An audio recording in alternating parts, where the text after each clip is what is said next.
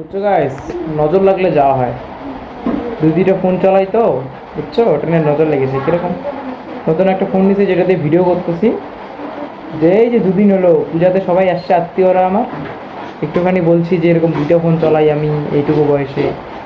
গেল 1 মাস হয় না, ডিসপ্লেটা চেঞ্জ করছি। টেম্পার ছিল না, টেম্পারটা গেম খেলার জন্য আমি উঠে দিয়েছিলাম।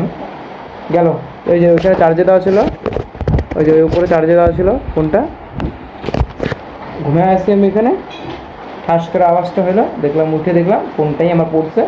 ওই নিয়ে একবার ডিসপ্লেটা গেল আমার। বুঝছো, নজরটা লাগে।